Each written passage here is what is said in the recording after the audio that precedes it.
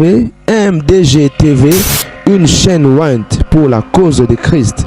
Mafuta Yasika, Mafuta Yasika, Mafuta Yasika.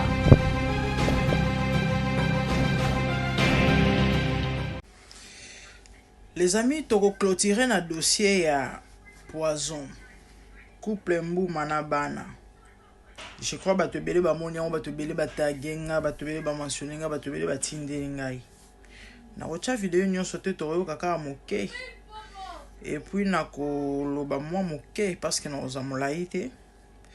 Na ozamulaite et bande ko bele ba moni balandi témoignage ya sœur Nadège Mbuma. Alobeli sur empoisonnement na bango. Ndeni ba découvrir que ba na poison nzoto na ena mobile na ena bana.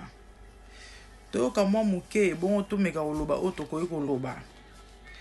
Et alors quelques minutes j'ai coupé avec lui, mon mari rentre dans la maison.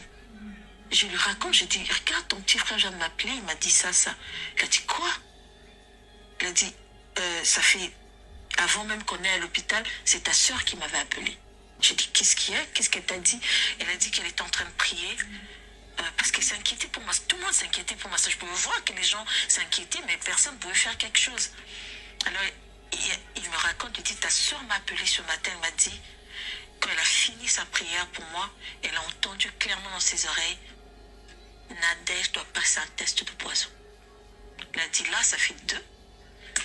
Et moi-même, j'ai déjà appelé quelqu'un parce qu'on savait chez nous souvent quand on dit poison, c'est pas à l'hôpital. Bon, c'est vrai à l'hôpital si tu vas pour vraiment faire les examens spécifiques. Avec les symptômes que j'avais, on savait que c'était des poisons un peu, comment on dit ça, traditionnels. Et ça, c'est très dangereux parce que quand tu vas à l'hôpital moderne, ça marche pas. Surtout quand on te donne la perfusion, c'est fini pour toi. Parce que ça va se généraliser dans tout ton corps et tu meurs. Et heureusement, mon mari est rentré à la maison parce que si j'avais subi parce que c'est la perfusion qui m'attendait à l'hôpital. Alors, mon mari m'a dit, j'ai fait appeler quelqu'un, on va te passer le test. J'étais là, j'étais anxieuse. Mais en même temps, au fond de moi, je me disais, vaut mieux qu'on le sache. La personne arrive, il fait le test, et puis il me demande, est-ce que vous avez mangé ce matin? Je lui dis, oui, j'ai pris quand même quelque chose à dire. Ça serait pas fiable. C'est bien de faire cet examen à jeun.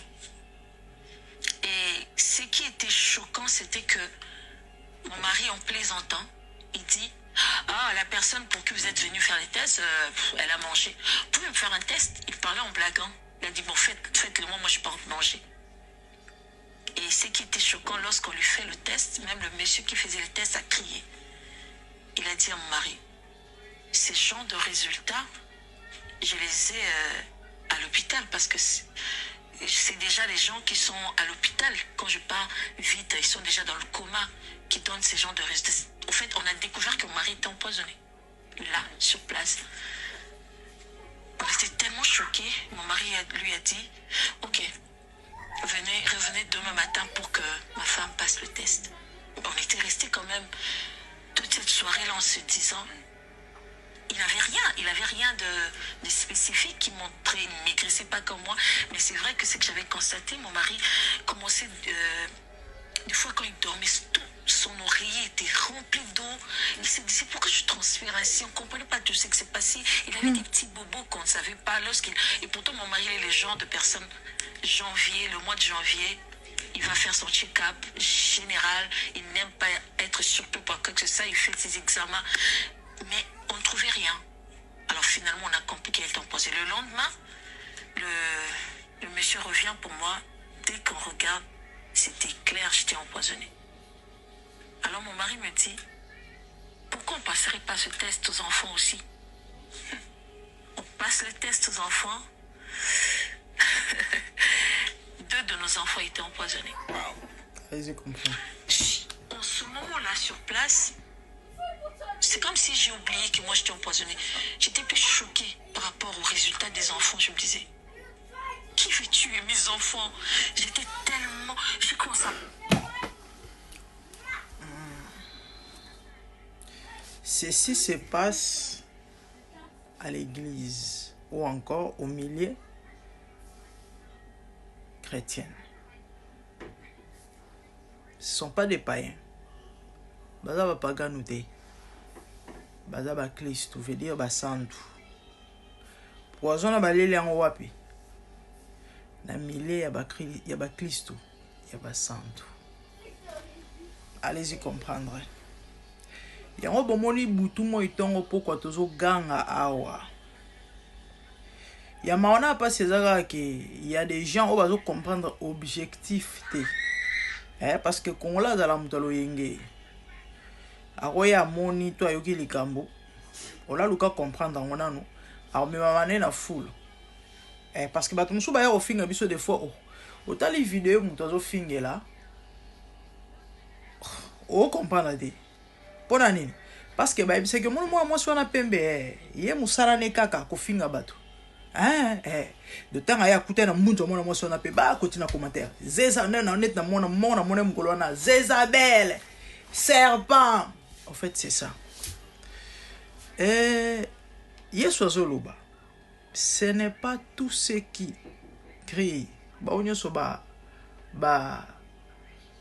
gangaka komonanga. Ne ba okota na bokonza likolo. Mais ba o ba sala la volonté à tatananga. Ne ba okota na bokonza likolo. Ce qui veut dire mingi to mona na ba église ba ko ganga kombo a Yesu to pe nzambe. Ba sala na ba volonté nzambe te. En d'autres termes, ba tikala ozala ba nzambe te. L'église est infiltrée. Mes frères et sœurs. Et sur 100% bat bagenda ko sambela bat bagenda na église. Laissez-moi vous choquer. Et 80 à 90% baza ya nzambe te. Batikala okutana na Yesu te, ba bongola motema te, ils n'ont rien à voir avec Dieu, rien à voir avec le Saint-Esprit, encore moins Jésus. Le diable est venu au nom de l'église, sachant qu'il ne lui reste que peu de temps. Ndenge Bible ezolo bana biso. Et du coup, il faut se rassurer que asali musala oye sengeli asala a infiltré l'église. Mingi bomona basali nzambe me ba basali nzambe te. Mingi bomona bana nzambe baza bana nzambe te. Awa toya aka kokebisa ba oyo ba kosambela na ndenge solo ba bana obatela ko ndima na bango pe ko fungola miso na matoyi na bato oyo baza ko sambela na ndenge on dirait na ebité balali pongi baza envoûté bazo mema on dirait na vent moko boye enfin e balamuka wake up e bolamuka. C'est inconcevable. Comment vous pouvez expliquer ça, comprendre ça? Comment vous pouvez situer ça? Baza ba chrétien et surtout na des jeunes atomes na lobité que no baza ba parfait basala maspisu muteto mabete et ils ont même bateau to bi bana témoignage bien par rapport ba misuso to yebike yana wa resamba te to mona ka na jibe to mona na fali to mona ke na wera to mona ke na songolo akena ka boîte de nuit bazali ba yebani musika so encore ta boîte de nuit général eta lo barango achaka ba tentira mela cigarette amela diamba abomba ngote amela masanga aloba ye ba rolo ba peut-être te faut ça ba milo akena kana mais baron c'est pas le cas. Allez-y comprendre.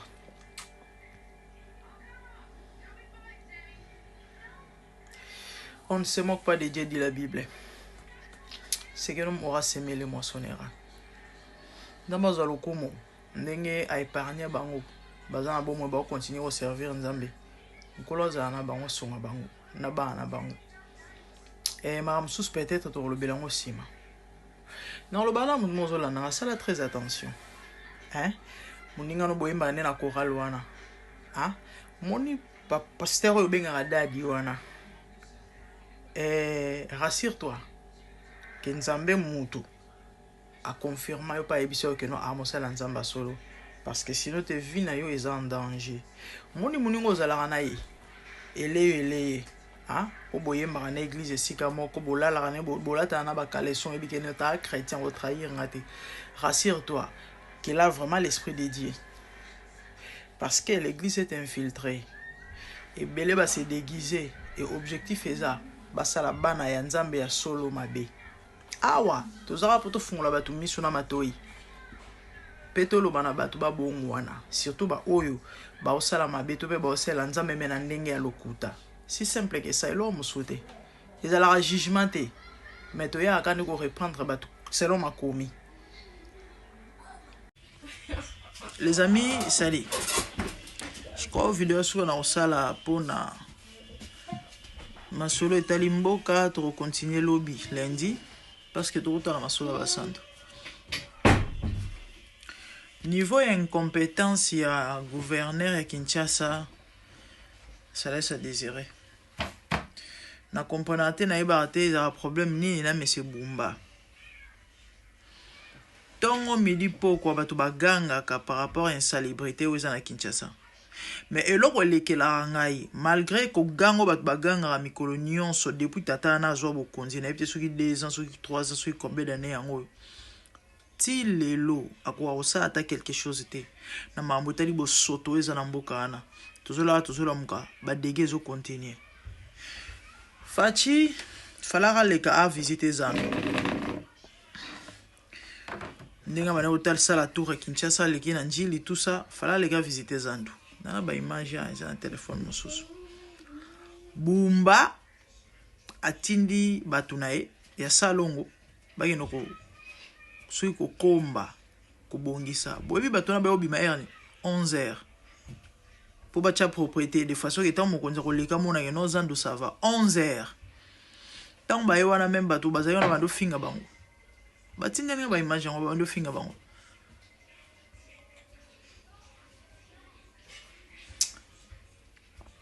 Ya mawa ya passé. Na lobby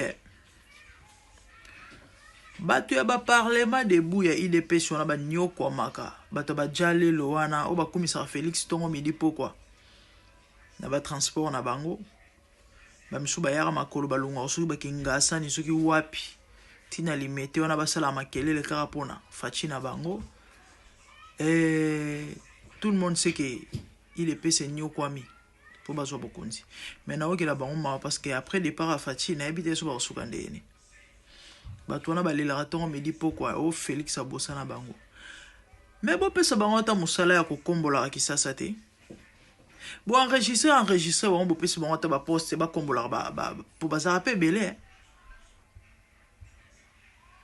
bozui bo nommé ba chef ya ba groupe de 10 groupe de 20 groupe de 30 ba jeune belé autant mususu azwa chance au diplôme te o basala na bango et cop topé boulot coup de menyonso l'essentiel azanga 1000 francs na poche te mais bo pesi ba musala ba lokota ba salité wana ba fulu etondi wana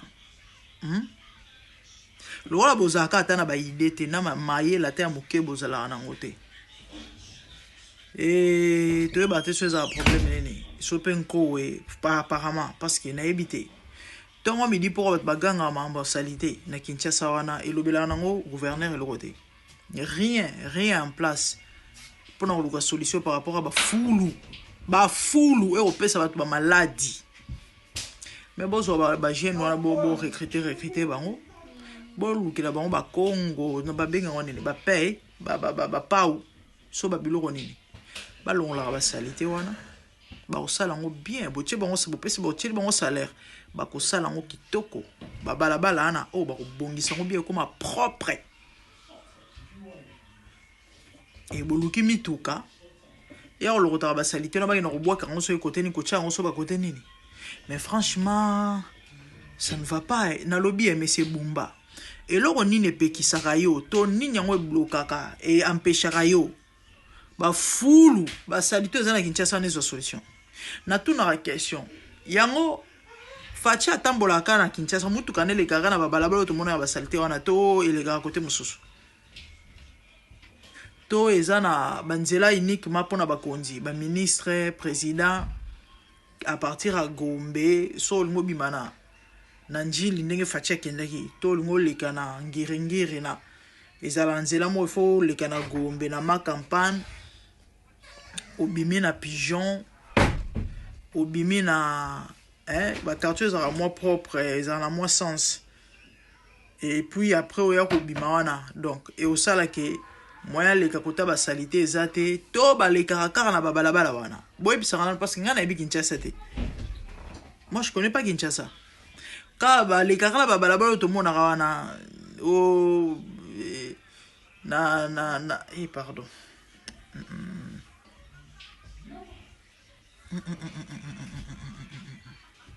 Ça ne va pas. Mais c'est Bumba et là on est dans le pays qui s'arrête. Kinshasa ko mapeto. Mbongo ya yote. Et où dans la poche na yote. So on a besoin de travailler, batondi na mboka na bat bazanga misala ba chômeur bazatala ebele. Siko eloko ni ne pe ki sarayo ozwa batu. O embaucher, o pe sa responsabilité. Na ba misusu basala ba misala na yote mutu ngena otombola ba fulu papa. Ezalaka nini na bino.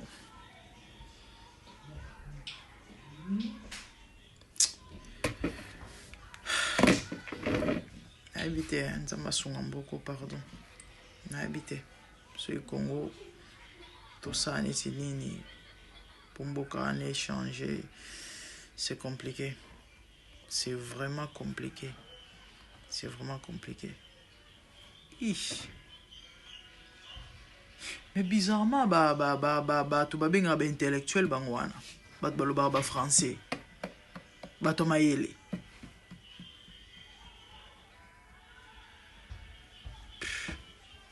Puis na puis.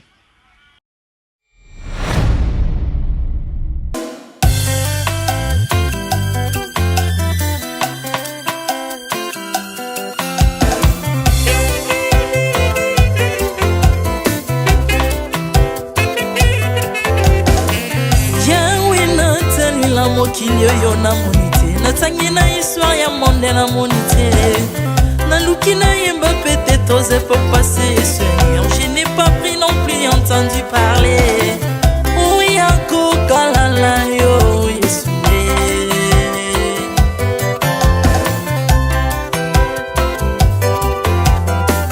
même na domaine ya sorcellerie nationale atanga yo international papa na yo kisangwa banzamba mokilo yo mopota kufa se kwa lokola yo Yesu nanya voyage lokola yo nanya wakoka nino ya nzambe uni masomo ya ekulusu konanga okufose kwa kwe ozali nzambe Yesu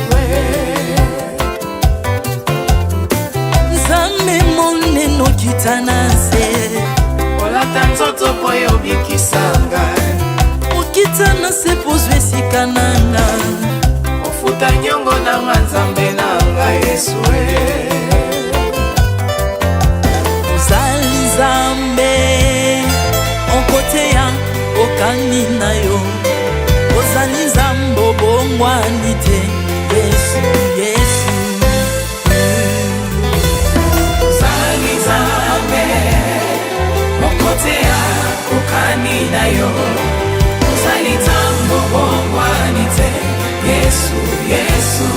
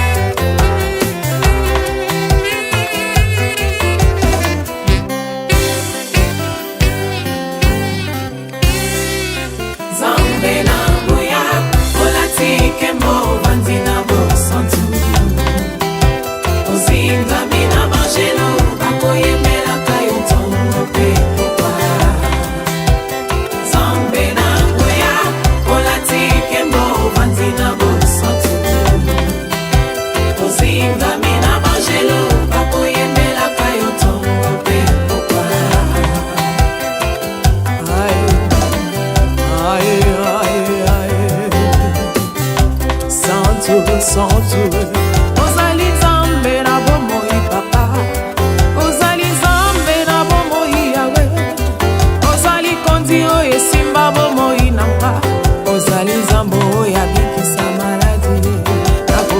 wapi nzambe soki na yo te ikolo evangelo na yo yawe mabele enyatelo na yo ozali nzambe ozali nzambe ozali nzambe mokote lokola yo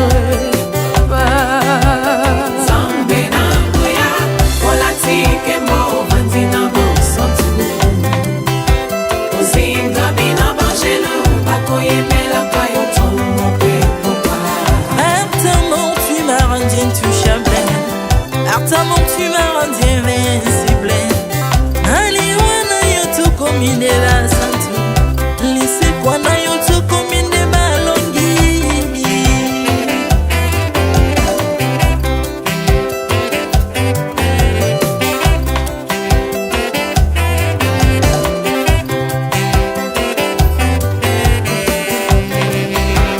nzambe na ngoya olatike mo vandi na bosantu ozinga bina bangelo bakoyemelaka yo ntongo mpe popa nzambe na ngoya olatike mo vandi na bosantu ozinga bina bangelo bakoyemelaka yo ntongo mpe popa Autrefois ngai nazalaki binzo ndoki akolianga lolenga lingi mais par son son na se métamorphosé osimingo sambwe maladi na miso olengo bebi naza toxique grâce à lui.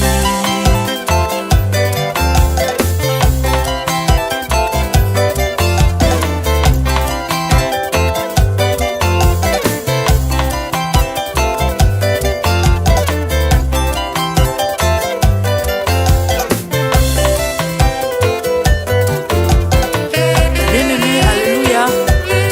ezali na tata moko azalaki nzambe ntango akufi badepsine balobi keno akosekwa mpo nzambe bakristo basekwa alors mpo bafasilite lisekwa na ye bakunda ye motu libanda mpo ntango akolamuka abimaki elingala moko mais comme nzambe na biso alinga kokambola gloire na moto te lobi nango na ntongo baya kokuta bangulu basepelisa motu ya nzambe na bango yango bien-aimé bato wana bakoma oyo biso toliaka ngulu te po milimo mabe ekotaka na ngulu mais soki bino boliaka ngulu te po milimo mabe ekota na ngulu bomelaka mai te po milimo mabe ekotaka na mai yango tokumisa nzambe po akufa asekwa avandi na loboko ya tata mpona koyeba sele mpo na nga